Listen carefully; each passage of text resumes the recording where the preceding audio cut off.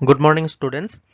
আমি আজি higher secondary second year ইকনমিক্সৰ ভাৰতবৰ্ষৰ অৰ্থনৈতিক উন্নয়ন খণ্ডটিৰ প্ৰথম অধ্যায়টি আলোচনা কৰিবলৈ আগবাঢ়িছোঁ। Today we are going to start the first unit of the Indian economic development part of your higher secondary second year economics syllabus. তোমালোকে নিশ্চয় জানা যে এইবছৰৰ পৰা উচ্চতৰ মাধ্যমিক দ্বিতীয় বাৰ্ষিকৰ অৰ্থবিজ্ঞান বিষয়ৰ যিটো কোৰ্স ষ্ট্ৰাকচাৰ তাৰ মানে যিটো তোমালোকৰ পাঠ্যক্ৰম সেই পাঠ্যক্ৰমত এটা হাল সলনি ঘটোৱা হৈছে। পূৰ্বতে হায়াৰ ছেকেণ্ডাৰী ছেকেণ্ড ইয়াৰ ইকনমিক্সত আমি ব্যষ্টিবাদী অৰ্থবিজ্ঞান আৰু সমষ্টিবাদী অৰ্থবিজ্ঞান তাৰ মানে মাইক্ৰ' ইকনমিক্স আৰু মেক্ৰ' ইকনমিক্স এই দুটা খণ্ড অধ্যয়ন কৰিব লগা হৈছিল। কিন্তু এইবছৰৰ পৰা তোমালোকে উচ্চতৰ মাধ্যমিক দ্বিতীয় বাৰ্ষিকৰ অৰ্থবিজ্ঞানত মেক্ৰ' ইকনমিক্স আৰু ইণ্ডিয়ান ইকনমিক ডেভেলপমেণ্ট তাৰ মানে সমষ্টিবাদী অৰ্থবিজ্ঞান আৰু ভাৰতবৰ্ষৰ অৰ্থনৈতিক উন্নয়ন এই দুটা খণ্ডৰ বিষয়ে পঢ়িব লাগিব।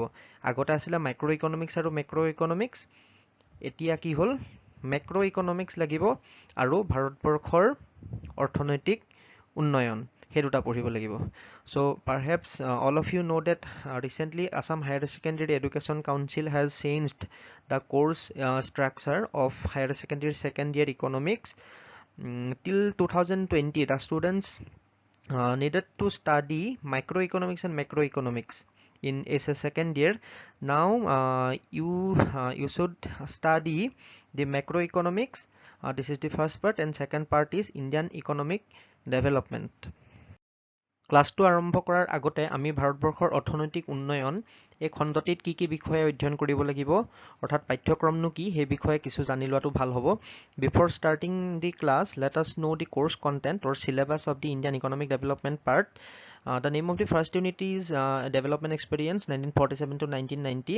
এই অংশটিত আমি 1947 চনৰ পৰা 1990 চনলৈকে এই সময়ছোৱাত ভাৰতবৰ্ষৰ অৰ্থনীতিয়ে কেনেকুৱা ধৰণৰ সমস্যাৰ সন্মুখীন হ'ব লগা হৈছিল বা কেনেধৰণৰ ঘাত প্ৰতিঘাতৰ সন্মুখীন হৈছিল বা অৰ্থনৈতিক নীতি কেনেধৰণৰ আছিল সেইটো সময়ত সেই বিষয়ে আমি আলোচনা কৰিব লাগিব। Then second unit deals with the economic reforms in 1991.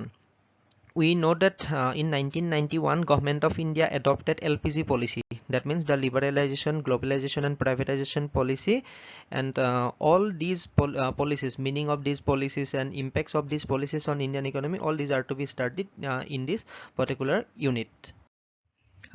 Next unit 2 is the current challenges facing by Indian economy. ভাৰতবৰ্ষৰ অৰ্থনীতিয়ে সন্মুখীন হৈ থকা বিভিন্ন প্ৰত্যাহ্বানসমূহ বৰ্তমান সময়ত সন্মুখীন হৈ থকা বিভিন্ন প্ৰত্যাহ্বানসমূহ সেইবিলাক আমি আলোচনা কৰিব লাগিব। The challenges that the Indian economy is currently facing are poverty, human capital formation, rural development, employment, infrastructure, sustainable development, etc. So এইবিলাক সমস্যা আছে কিছুমান আমাৰ প্ৰত্যাহ্বান আছে যেনেকৈ দৰিদ্ৰতা, মানৱ সম্পদ গঠন, তেনেকৈ গ্ৰাম্য উন্নয়ন, নিয়োগ, আন্তঃগাঁথনি এইবিলাকৰ বিষয়ে আমি এইটো অধ্যায়ত আলোচনা কৰিব লাগিব। And the name of the last unit is Development Experience of India, a comparison with neighbors. আমাৰ যিসকল চুবুৰীয়া দেশ আছে ইণ্ডিয়াৰ ওচৰত যিবিলাক চুবুৰীয়া দেশ আছে পাকিস্তান, চাইনা, বাংলাদেশ এই দেশবিলাকৰ সৈতে ভাৰতবৰ্ষৰ অৰ্থনৈতিক সম্পৰ্ক কেনেকুৱা হয় বা ভাৰতবৰ্ষৰ অৰ্থনৈতিক উন্নয়নৰ সৈতে এইবিলাক দেশৰ অৰ্থনৈতিক উন্নয়নৰ এটা তুলনামূলক অধ্যয়ন আমি কৰিব লাগিব। We need to make a comparative study of the development experience of India with these countries. That means India and Pakistan.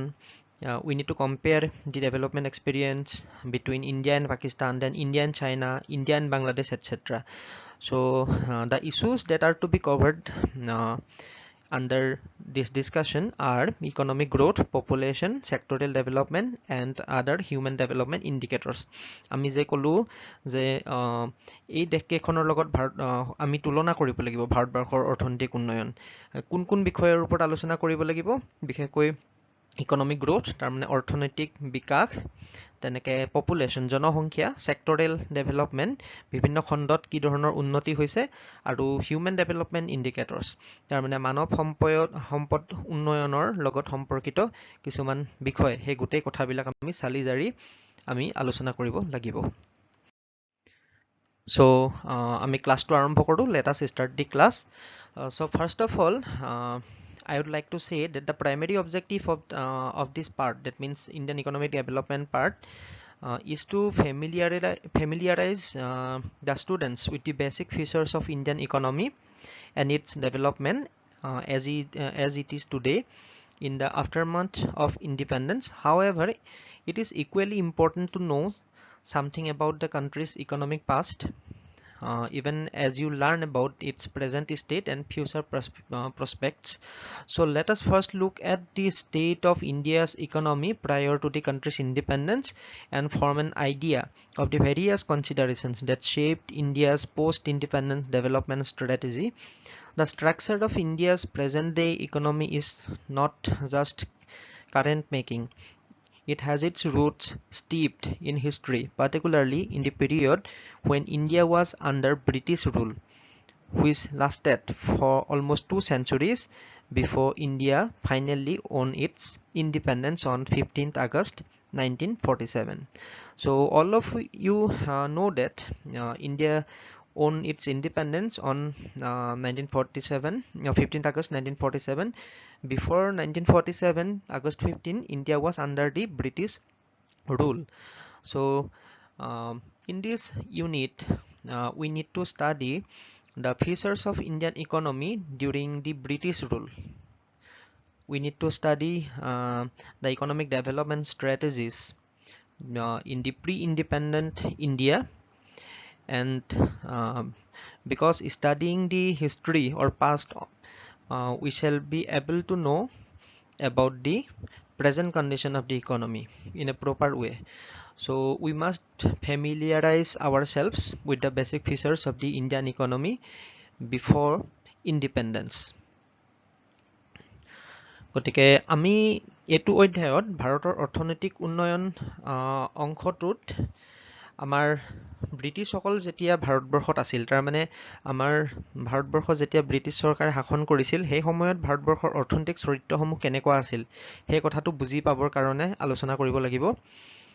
তোমালোকৰ পাঠ্যক্ৰমৰ ভাৰতীয় অৰ্থনৈতিক উন্নয়ন অংশটোৰ প্ৰাথমিক উদ্দেশ্যটোৱে হৈছে বৰ্তমানৰ লগতে স্বাধীনতাৰ পূৰ্বৰ ভাৰতীয় অৰ্থনীতিৰ বিভিন্ন বৈশিষ্ট্যসমূহৰ বিষয়ে ভালদৰে আলোচনা কৰাটো। ভাৰতবৰ্ষৰ বৰ্তমানৰ অৰ্থনৈতিক চৰিত্ৰসমূহ ভালদৰে বুজি পাবৰ কাৰণে ভাৰতীয় অৰ্থনীতিৰ অতীত অৰ্থাৎ প্ৰাক স্বাধীনতা কালৰ বিষয়েও ভালদৰে আলোচনা কৰাটো অতিকে আৱশ্যকীয়। সেয়েহে এইটো অধ্যায়ত ভাৰতীয় অৰ্থনীতিয়ে স্বাধীনতাৰ পূৰ্বৰ কালত সন্মুখীন হোৱা বিভিন্ন সমস্যা আদিৰ বিষয়ে আলোচনা কৰা হৈছে। বৰ্তমান সময়ত ভাৰতবৰ্ষ বিশ্বৰ এক আগশাৰীৰ অৰ্থনীতি। তোমালোকে নিশ্চয় জানা ভাৰতবৰ্ষই বিশ্বৰ অৰ্থনীতিত এটা সুকীয়া স্থান লাভ কৰিবলৈ, সন্মানজনক স্থান লাভ কৰিবলৈ সক্ষম হৈছে। কিন্তু ভাৰতীয় অৰ্থনীতিয়ে এই সন্মানজনক স্থানটো 2-1 বছৰতে আহৰণ কৰিবলৈ সক্ষম হোৱা নাই। 200 বছৰীয়া ইংৰাজ শাসনকালত সংঘটিত হোৱা অনেক ঘটনাৰাজিয়ে ভাৰতীয় অৰ্থনীতিৰ বৰ্তমানৰ বুনিয়াদ গঢ়ি তোলাত অনেক ধৰণে, দুইটা ধৰণে, ধনাত্মক আৰু ঋণাত্মক দুই ধৰণে প্ৰভাৱ পেলাইছিল। গতিকে আমি এইটো অধ্যায়ত সেইবিলাক কথা আলোচনা কৰিম যে ব্ৰিটিছৰ দিনত, তাৰমানে ইংৰাজৰ শাসনকালত ভাৰতীয় অৰ্থনীতিক কেনেকুৱা ধৰণৰ কি ধৰণৰ সমস্যাৰ সন্মুখীন হৈ আছিল, বা সেইটো সময়ত অৰ্থনীতিৰ যিসকল নীতি নিৰ্মাতা তেওঁলোকে ভাৰতীয় অৰ্থনৈতিক উন্নয়নৰ কাৰণে কেনেকুৱা ধৰণৰ পদক্ষেপ হাতত লৈছিল, ভাৰতীয় লোকসকলে কেনেকুৱা ধৰণৰ অৰ্থনৈতিক সমস্যাৰ সৈতে যুঁজিব লগা হৈছিল, নতুবা আৰু প্ৰাকৃতিক সম্পদ সেইটো সময়ত কি আছিল, আমাৰ কৃষি খণ্ডৰ কেনেকুৱা ধৰণৰ আছিল, উদ্যোগীকৰণ হৈছিল নে নাই, সেৱা খণ্ডৰ গুৰুত্ব কেনেকুৱা আছিল, এই গোটেইবিলাকৰ বিষয়ে আমি এইটো অধ্যায়ত আলোচনা কৰিব লাগিব। So first of all, let us discuss the primary features of Indian economy before British rule. So India had an independent economy before the advent of British rule. So that means before the British came to India, the Indian economy was an independent economy. Independent means self-reliant. All the commodities, all the goods and services that were necessary, all these goods and services were produced by Indians themselves. They were independent and self-reliant. Though agriculture was the main source of livelihood for most people, yet the country's economy was characterized by various kinds of manufacturing activities. That means during that time, agriculture was the main source of livelihood. That means most of the people were directly or indirectly dependent on agriculture. Most of the people were actively participating in agricultural activities. Yet country's economy was characterized by various kinds of manufacturing activities. That means various kinds of manufacturing activities, manufacturing industries like cement, cotton, textile. These are known as manufacturing industries. So different manufacturing activities were also running during that time. So India was particularly well known for its handicraft industries in the fields of cotton and silk textile, metal and precious stone works, etc. India was mainly popular for its handicraft industry. The handicraft industry, the textile industry of India was world famous. So these products enjoyed a worldwide market based on the reputation of fine quality of material used and high standards of craftsmanship seen in all imports from India. So many countries imported Indian commodities because all the Indian commodities were of high quality. So Indian commodities had a very good reputation during that time. ইংৰাজৰ শাসনকালৰ পূৰ্বে ভাৰতীয় অৰ্থনীতিৰ প্ৰাথমিক চৰিত্ৰসমূহ কেনেকুৱা আছিল? তাৰমানে ইংৰাজসকল অহাৰ আগতে, গম পাইছানে? Before the British came to India. So' ব্ৰিটিছসকল মানে ইংৰাজসকল ভাৰতলৈ অহাৰ পূৰ্বে ভাৰতীয় অৰ্থনীতি সম্পূৰ্ণ স্বাধীন আৰু আত্মনিৰ্ভৰশীল আছিল। আত্মনিৰ্ভৰশীল মানে কি? সকলো ধৰণৰ লাগতিয়াল সামগ্ৰী নিজেই প্ৰস্তুত কৰি লৈছিল। আমি অন্য লোকৰ ওপৰত বা অন্য দেশৰ ওপৰত নিৰ্ভৰশীল হ'ব লগা হোৱা নাছিল। গোটেইবিলাক আমাৰ ইয়াতে উৎপাদন হৈছিল। সেই সময়ত যদিও অধিক সংখ্যক লোক কৃষি খণ্ডৰ সৈতে পোনপটীয়াকৈ জড়িত আছিল, তথাপিও নিৰ্মাণ খণ্ডতো বিভিন্ন কাৰ্যকলাপৰ বিকাশ সাধন হৈছিল। সেইটো সময়ত সৰহসংখ্যক লোক কৃষি খণ্ডৰ সৈতে পোনপটীয়াভাৱে জড়িত আছিল। আমি আজিও জানো, এতিয়া বৰ্তমান 2021 চনতো ভাৰতীয় অৰ্থনীতিক যদি চোৱা, তেতিয়াহ'লে ভাৰতীয়ৰ মুঠ জনসংখ্যাৰ অধিক সংখ্যক লোক এতিয়াও কৃষি খণ্ডৰ সৈতে পোনপটীয়াকৈ বা অপকীয়াকৈ হ'লেও জড়িত। আমি জানো যে ভাৰতবৰ্ষৰ অধিকভাগ অঞ্চলেই কি হয়? গাঁও অঞ্চল। আৰু গাঁও অঞ্চলৰ লোকসকল মূলতঃ কৃষি খণ্ডৰ ওপৰত নিৰ্ভৰশীল। গতিকে সেই সময়তো কি আছিল? ব্ৰিটিছ ভাৰতলৈ অহাৰ বহুত আগতে সেই সময়তো স্বাভাৱিকতে অধিক সংখ্যক লোক কৃষি খণ্ডতে নিয়োজিত হৈ আছিল। তাৰ অৰ্থ এইটো নহয় যে সেইটো সময়ত কোনো নিৰ্মাণ খণ্ড, তাৰমানে ইণ্ডাষ্ট্ৰী, তাৰমানে উদ্যোগবোৰ যে নাছিল সেইটো নহয়। সেইটো সময়তো কি হয়? নিৰ্মাণ খণ্ডত মানে উদ্যোগ খণ্ডত বিভিন্ন ধৰণৰ বিকাশ সাধন কৰা হৈছিল।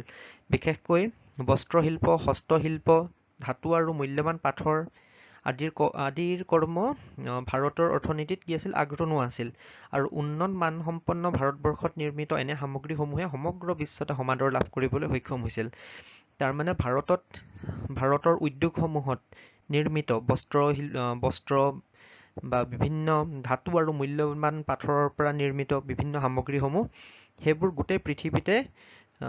গোটেই পৃথিৱীতে সমাদৰ লাভ কৰিবলৈ সক্ষম হৈছিল। বিশ্বৰ বিভিন্ন দেশে ভাৰতবৰ্ষৰ পৰা এনে সামগ্ৰীবোৰ কিনিছিল, তাৰমানে আমদানি কৰিছিল। গতিকে আমি গম পালো যে ভাৰতীয় অৰ্থনীতিটো কৃষি নিৰ্ভৰশীল আছিল যদিও গোটেই বিশ্বতে আগৰণুৱা আছিল, গোটেই বিশ্বতে বিখ্যাত আছিল। ইয়াত নিৰ্মিত সামগ্ৰীসমূহৰ মানদণ্ড খুবেই ভাল আছিল। সেইটো কাৰণে এইবিলাকে গোটেই বিশ্বতে সমাদৰ লাভ কৰিবলৈ সক্ষম হৈছিল আৰু বিশ্বৰ বিভিন্ন দেশে ভাৰতীয় সামগ্ৰীবোৰ ক্ৰয় কৰিছিল। Now we know that the Indian economy was an underdeveloped economy during British rule. That means before independence, Indian economy was an underdeveloped economy. That means there was lack of economic development during that time. So we shall now study the causes of underdevelopment. That means lack of development of Indian economy before independence.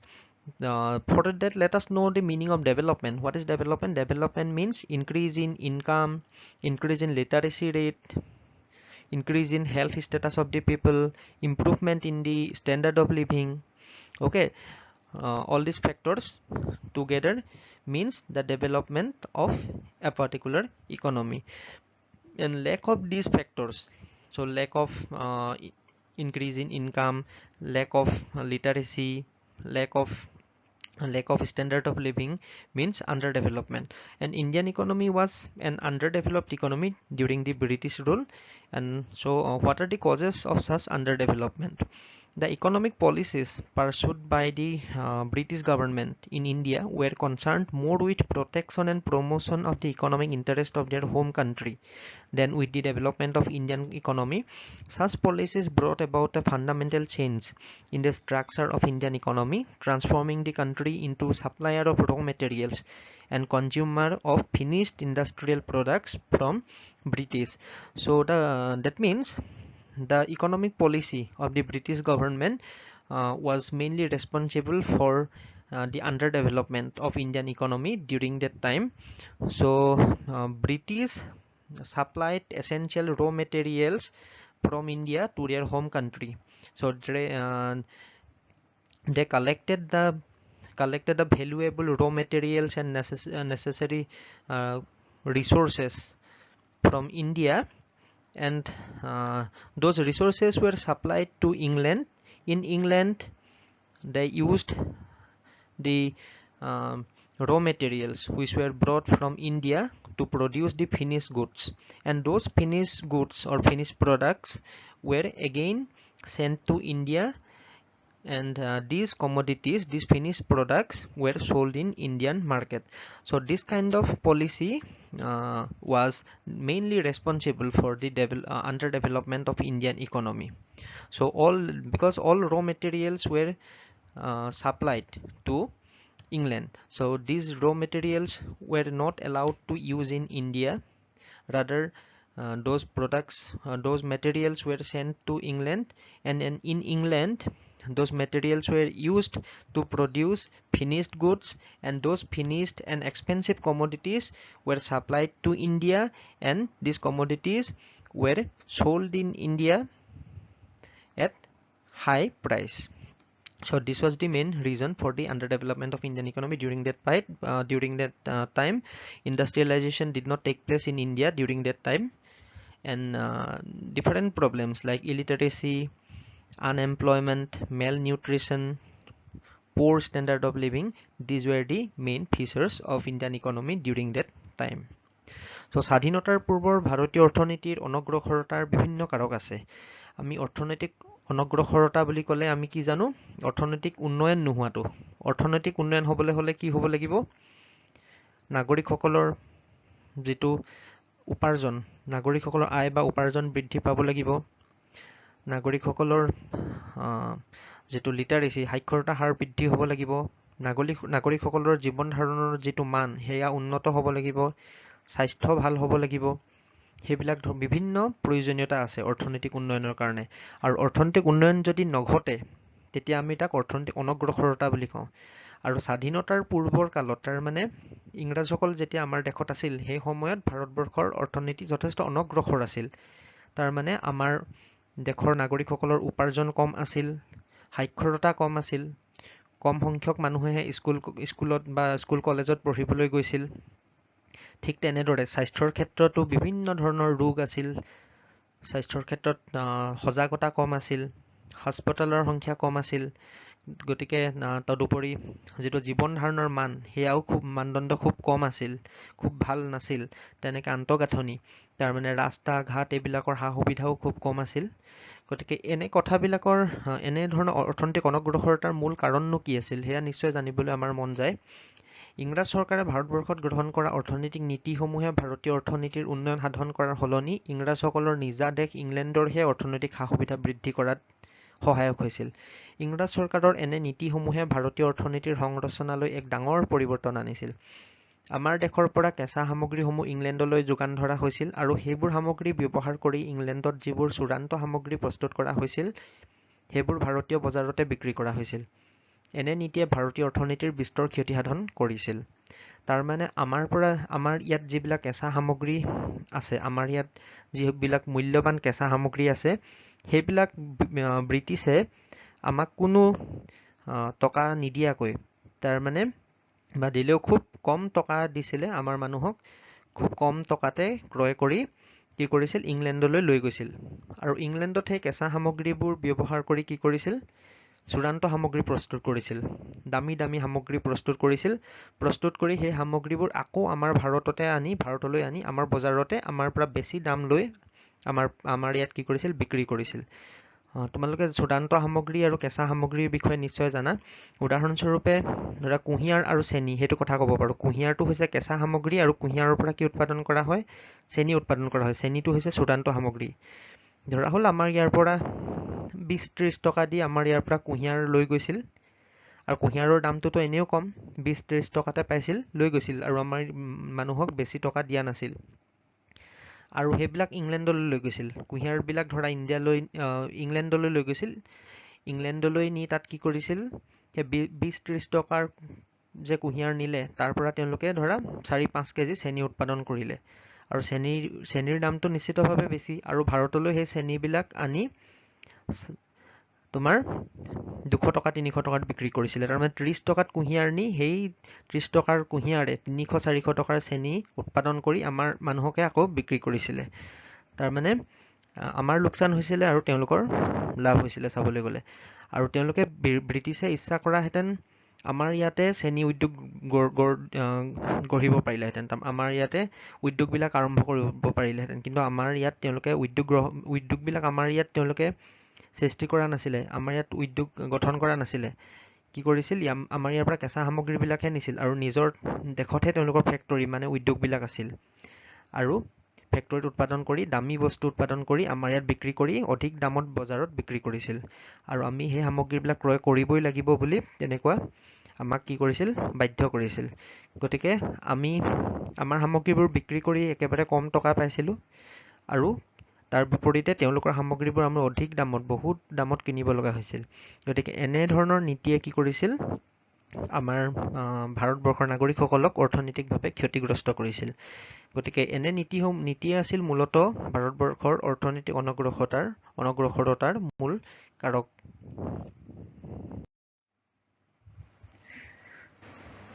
Now let us know about the national income estimate in India before independence.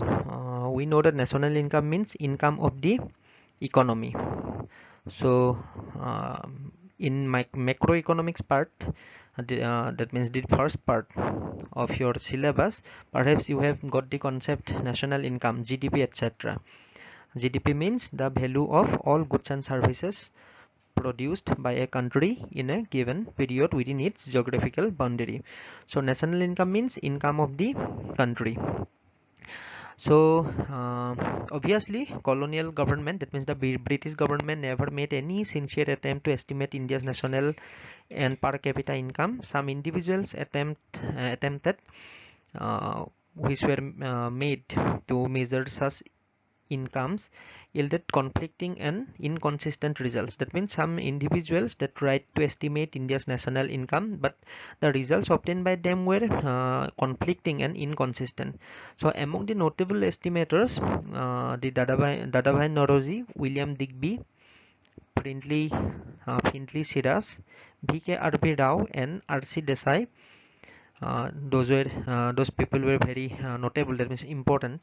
So it was Rao means V.K. R.B. Rao, whose estimates during the British period was considered very significant.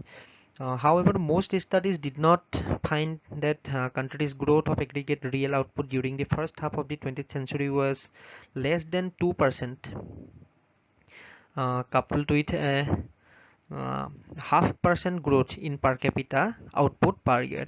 That means during that period the growth rate of national income was very slow and it was only 2% growth in national income, and the growth in per capita income was only 0.5%. So it indicates that the economic growth during that time was very slow. স্বাধীনতাৰ পূৰ্বে ভাৰতবৰ্ষত জাতীয় আয়ৰ গণনা কেনে ধৰণৰ আছিল সেই বিষয়ে তোমালোকৰ কিতাপত আছে, পাঠ্যক্ৰমত আছে, পৰীক্ষাটো আহি থাকে। জাতীয় আয় মানে তোমালোকে জানাই যে জাতীয় আয়ৰ বিষয়ে তোমালোকে মেক্ৰ' ইকনমিক্স সমষ্টিবাদী অৰ্থবিজ্ঞানত ভালদৰে পাবা। গতিকে তোমালোকৰ পাঠ্যক্ৰমৰ প্ৰথমটো খণ্ডটোৱে হৈছে সমষ্টিবাদী অৰ্থবিজ্ঞান। মই ইতিমধ্যে কৈছোৱেই, সেইটো অংশত তোমালোকে জাতীয় আয়ৰ বিষয়ে আলোচনা কৰিব লাগিব। জাতীয় আয় হৈছে গোটেই দেশখনৰ আয়। এখন দেশত এটা বছৰত যিমান সামগ্ৰী উৎপাদন কৰা হয়, যিমান সামগ্ৰী আৰু সেৱা উৎপাদন কৰা হয়, সেই সকলো সামগ্ৰী আৰু সেৱাৰ বজাৰ মূল্যটোৱে হৈছে দেশখনৰ জাতীয় আয়। এতিয়া দেশৰ জাতীয় আয় বেছি হোৱা মানে কি হ'ব? আয় বা উপাৰ্জন বেছি মানে কি হয়? আমি জানোৱেই উপাৰ্জন বেছি মানে কি হয়? আমি অধিক চহকী হ'ম। আৰু দেশৰো আয় বেছি মানে দেশখন অধিক চহকী হ'ব। আৰু আমি জানো যে আজিকালি কি কৰা হয়, ভাৰত চৰকাৰে বা বিভিন্ন সন্থাই কি কৰে, দেশখনৰ জাতীয় আয় গণনা কৰে। বিশেষকৈ আমাৰ কিছুমান পৰিসাংখ্যিক সন্থা কিছুমান আছে, চেন্ট্ৰেল ষ্টেটিষ্টিকেল অৰ্গেনাইজেশ্যন। চ' তেওঁলোকে কি কৰে, ভাৰতবৰ্ষৰ জাতীয় আয় গণনা কৰে। চ' ইংৰাজ চৰকাৰে কিন্তু ভাৰতবৰ্ষৰ জাতীয় আয় আৰু জনমূৰি আয় গণনা কৰিবলৈ কোনো ধৰণৰ পদক্ষেপ গ্ৰহণ কৰা নাছিল। জনমূৰি আয়ৰ যিটো ধাৰণা, কনচেপ্ট, সেইটো তোমালোকে মেক্ৰ' ইকনমিক্সত পঢ়িবলৈ পাবা। জনমূৰি আয় মানে হৈছে কি, পাৰ কেপিটা ইনকাম। প্ৰতিজন লোকৰ বিপৰীতে কিমান আয় আছে, সেইটোক আমি জনমূৰি আয় বুলি কওঁ। দেশৰ জাতীয় আয়ক দেশখনৰ জনসংখ্যাৰে হৰণ কৰিলে আমি জনমূৰি আয় লাভ কৰোঁ। তাৰমানে প্ৰতিজন মানুহৰ উপাৰ্জননো কিমান সেইটো। আৰু ইংৰাজ চৰকাৰে দেশৰ জাতীয় আয় আৰু জনমূৰি আয় গণনা কৰিবলৈ কোনো ধৰণৰ পদক্ষেপ গ্ৰহণ কৰা নাছিল। কেইগৰাকীমান বিশিষ্ট চিন্তাবিদ তথা পণ্ডিতে নিজ প্ৰচেষ্টাৰে এই কাৰ্যটো সম্পন্ন কৰিবলৈ চেষ্টা কৰিছিল, যদিও তেওঁলোকে লাভ কৰা ফলাফলবোৰ সঠিক নাছিল। জাতীয় আয় গণনা কৰা ভাৰতীয় পণ্ডিতসকলৰ ভিতৰত দাদাভাই নৰোজী, উইলিয়াম ডিগবী, ফিণ্ডলে চিৰাছ, VKRV ৰাও আৰু RC দেশাই বিশেষভাৱে উল্লেখযোগ্য। এই ক্ষেত্ৰত ৰাওৰ গণনা বিশেষভাৱে গুৰুত্ব লাভ কৰিছিল। তাৰমানে VKRV ৰাওৱে ভাৰতীয় জাতীয় আয় যে গণনা কৰিছিল, সেয়া বিশেষভাৱে গুৰুত্বপূৰ্ণ বা তুলনামূলকভাৱে সঠিক আছিল বুলি আমি ক'ব পাৰোঁ। আৰু সেই সময়ৰ ভাৰতবৰ্ষৰ জাতীয় আয়ৰ বেছিভাগ গণনা কাৰ্যতে এনে ফলাফল ওলাইছিল যে বিংশ শতিকাৰ প্ৰথমাৰ্ধত তাৰমানে 1950 চনলৈকে, নহ'ব জানো? বিংশ শতিকা বুলি ক'লে আমাৰ কি হ'ব? বিংশ শতিকাৰ প্ৰথম আধাত বুলি কৈছে, তাৰমানে 1950 চনলৈকে। সেইখিনি মানে ভাৰতবৰ্ষৰ স্বাধীনতাৰ আগৰ সেই সময়খিনিৰ কথা কৈছে। সেই সময়ত ভাৰতবৰ্ষৰ প্ৰকৃত উৎপাদন বা জাতীয় আয়ৰ বৃদ্ধিৰ হাৰ আছিল 2%তকৈও কম, খুবেই কম তাৰমানে। আনহাতে জনমূৰি আয়ৰ বৃদ্ধিৰ হাৰ আছিল 0.5%তকৈও কম। তাৰমানে আয়ৰ বৃদ্ধি তেনেই নগণ্য আছিল। তাৰমানে একেবাৰে খুব কম পৰিমাণে বৃদ্ধি পাইছিল মানুহৰ উপাৰ্জন। গতিকে স্বাভাৱিকতে অৰ্থনৈতিক উন্নয়নো খুব কম হৈছিল, অৰ্থনৈতিক বিকাশো খুব কম হৈছিল।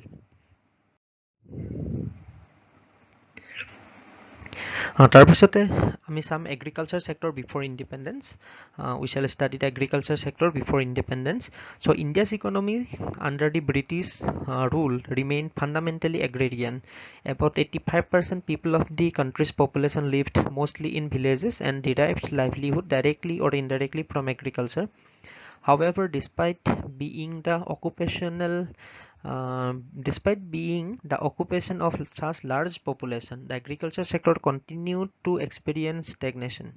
This stagnation in the agriculture sector was caused mainly because of the various system of land settlement that were introduced by the British government, particularly under the Zamindari system. The profits accruing out of the agriculture sector went to the Zamindars instead of the cultivators. That means the Zamindars owned the land and the Zamindars got the profit and the cultivators were exploited. The cultivators the cultivators were not given their due share. All the profits were exploited or extracted by the Zamindars. So however, a considerable number of Zamindars, not just the British government, they did not do anything, they did nothing to improve the conditions of the agriculture. Interest of the Zamindars was only to collect the rent regardless of the economic condition of the cultivators. This caused immense misery and social tension among the latter. So besides this, low level of technology, lack of irrigation facilities and negligible use of fertilizers all added up to aggravate the plight of the farmers and contributed to the dismal level of agricultural productivity. So agricultural production was very low. There was no improvement in agricultural productivity during the British rule, though most of the people were involved in agricultural sector because of the policies of the British government, particularly Jomidari system. In Jomidari system, the profit of the agriculture sector went to the Jomidars instead of the cultivators. So um, during that period, cultivators were exploited, Jomidars became rich and rich. So we cannot say that agriculture sector was very good during that period. So lack of development, lack of modernization also. It was the main feature of agriculture sector before independence. স্বাধীনতাৰ পূৰ্বে ভাৰতবৰ্ষৰ কৃষিখণ্ড কেনে আছিল সেই বিষয়ে অলপ আমি আলোচনা কৰিবলৈ বিচাৰিছো। ইংৰাজৰ শাসনকালত ভাৰতীয় অৰ্থনীতি মূলতঃ কৃষিভিত্তিক আছিল। জনসংখ্যাৰ প্ৰায় 85% লোক গাঁও অঞ্চলতে বসবাস কৰিছিল আৰু কৃষি কৰ্মই আছিল তেওঁলোকৰ জীৱন নিৰ্বাহৰ মূল সম্বল। এনে গুৰুত্বপূৰ্ণ খণ্ড হোৱা স্বত্ত্বেও অৱশ্যে ভাৰতবৰ্ষত কৃষিখণ্ড স্থবিৰ হৈয়ে আছিল। বিকাশৰ হাৰ তেনেই নগণ্য আছিল। তাৰমানে বিকাশ হোৱা নাছিল, যদিও অধিক সংখ্যক লোক কৃষিখণ্ডত আছিল, ইমান মানুহ কৃষিখণ্ডতে আছিল যদি হিচাপ মতে কি হ'ব লাগিছিল, কৃষিখণ্ডৰ যথেষ্ট উন্নয়ন হ'ব লাগিছিল, কিন্তু কথাটো তেনে নাছিল। বিকাশৰ হাৰ খুব কম আছিল আৰু কৃষিখণ্ড স্থবিৰ হৈ আছিল। স্বাধীনতাৰ পূৰ্বৰ কালত ভাৰতীয় কৃষিখণ্ডৰ স্থবিৰতাৰ মূল কাৰণ আছিল ইংৰাজ চৰকাৰে প্ৰৱৰ্তন কৰা কৃষি সম্পৰ্কীয় কিছুমান আইন কানুন তথা নিয়ম নীতি। বিশেষকৈ জমিদাৰী ব্যৱস্থা প্ৰৱৰ্তনৰ ফলত কৃষিখণ্ডত হোৱা সকলো লাভালাভ কৃষকৰ পৰিৱৰ্তে জমিদাৰৰ হাতলৈ গৈছিল। জমিদাৰসকলে আৰু ইংৰাজ চৰকাৰে কৃষিখণ্ডৰ বিকাশৰ কাৰণে আৰু ভাৰতীয় কৃষকসকলৰ সহায়ক হোৱাকৈ কোনো ধৰণৰ পদক্ষেপ গ্ৰহণ কৰা নাছিল। কৃষকসকলৰ দুৰৱস্থাৰ কথা অকণো চিন্তা নকৰাকৈ জমিদাৰ আৰু ইংৰাজ চৰকাৰে কেৱল খাজনা সংগ্ৰহ কৰাতহে মূল গুৰুত্ব আৰোপ কৰিছিল। ইয়াৰোপৰি অনুন্নত তথা পৰম্পৰাগত প্ৰযুক্তি, জলসিঞ্চন আৰু ৰাসায়নিক সাৰৰ অভাৱ আদি সকলো কাৰকৰ ফলত স্বাধীনতাৰ পূৰ্বৰ ভাৰতীয় কৃষিখণ্ডৰ অৱস্থা তেনেই বেয়া আছিল। তোমালোকে নিশ্চয় বুজি পাইছা যে কৃষিখণ্ড হৈছে ভাৰতীয় অৰ্থনীতিৰ অতিকে গুৰুত্বপূৰ্ণ খণ্ড। বৰ্তমান সময়তো অধিক সংখ্যক লোক কৃষিখণ্ডৰ লগতে জড়িত। স্বাধীনতাৰ পূৰ্বেও সেইটোৱে আছিল। 85% লোক গাঁও অঞ্চলত বসবাস কৰিছিল আৰু গাঁও অঞ্চলৰ লোকসকলে কৃষি ক্ষেত্ৰতে মনোনিৱেশ কৰিছিল। সেয়া হোৱা স্বত্ত্বেও কিন্তু ভাৰতৰ কৃষিখণ্ডৰ উৎপাদন ভাল নাছিল। কৃষিখণ্ডৰ বিকাশ তেনেই নগণ্য আছিল। তাৰ মূল কাৰণ আছিল ভাৰতবৰ্ষত ব্ৰিটিছ চৰকাৰে গ্ৰহণ কৰা কিছুমান ভুল নীতি নিয়ম, আইন কানুন। জমিদাৰী ব্যৱস্থাৰ প্ৰৱৰ্তনৰ ফলত কি হৈছিল, কৃষিখণ্ডত যি লাভ হৈছিল সেই গোটেই লাভবোৰ জমিদাৰৰ হাতলৈ গুচি গৈছিল আৰু জমিদাৰসকলে কৃষকসকলক শোষণ কৰিছিল আৰু কৃষকসকলে যি আচলতে লাভালাভ পাব লাগিছিল, যেনেধৰণৰ সুবিধা পাব লাগিছিল, সেই সুবিধা জমিদাৰসকলে কৃষকসকলক দিয়া নাছিল। আৰু কৃষকসকলৰ দুৰৱস্থাৰ কথা চৰকাৰেও চিন্তা কৰা নাছিল, ব্ৰিটিছ চৰকাৰে চিন্তা কৰা নাছিল আৰু জমিদাৰসকলেও চিন্তা কৰা নাছিল। তেওঁলোকে মাত্ৰ কৰ সংগ্ৰহ কৰা, খাজনা সংগ্ৰহ কৰাতহে গুৰুত্ব দিছিল। ইয়াৰোপৰি সেইটো সময়ৰ যিটো কৃষিখণ্ড, তাৰ পৰম্পৰা সৰ্বোচ্চ কৃষিখণ্ড আছিল। তাত কোনো বিজ্ঞান প্ৰযুক্তিৰ ব্যৱস্থা নাছিল, জলসিঞ্চন নাছিল, ৰাসায়নিক সাৰৰ কথা নাছিল। গতিকে সেইবিলাক কাৰণতো স্বাধীনতাৰ পূৰ্বৰ ভাৰতীয় কৃষিখণ্ডৰ অৱস্থা তেনেই বেয়া আছিল। যদিও ইমান সংখ্যক লোক কৃষিখণ্ডত জড়িত আছিল, কৃষিৰ উৎপাদন কিন্তু খুবেই কম আছিল। গতিকে আমি আজি ক্লাছটো ইয়াতে সামৰিবলৈ বিচাৰিছোঁ। এইটো অধ্যায়ত আৰু বিভিন্ন গুৰুত্বপূৰ্ণ বিষয় আছে। স্বাধীনতাৰ পূৰ্বৰ ভাৰতীয় অৰ্থনীতিত আৰু কিছুমান গুৰুত্বপূৰ্ণ খণ্ড, ধৰা সেইটো সময়ত পৰিবহণ ব্যৱস্থাটো কেনেকুৱা আছিল, আন্তঃগাঁথনিৰ কেনেকুৱা সা সুবিধা আছিল, বা বৈদেশিক বাণিজ্যৰ ক্ষেত্ৰত ভাৰতবৰ্ষই কেনেকুৱা ধৰণৰ সফলতা বিফলতা এইবিলাকৰ সন্মুখীন হৈছিল, সেইবিলাক কথা আমি আলোচনা কৰিবলৈ আছে। সেইবিলাক খুব গুৰুত্বপূৰ্ণ কথা, সেইবিলাক আমি পৰৱৰ্তী ক্লাছত আৰম্ভ কৰিম। In the next class, we shall study some more important topics of this unit, like the infrastructure, the foreign trade of India during the pre-independence period. All these will be studied in the next class. So with this, I would like to conclude the class. গতিকে ইয়াতে আজিৰ ক্লাছটো আমি সমাপ্ত কৰিবলৈ বিচাৰিছোঁ। Thank you all of you.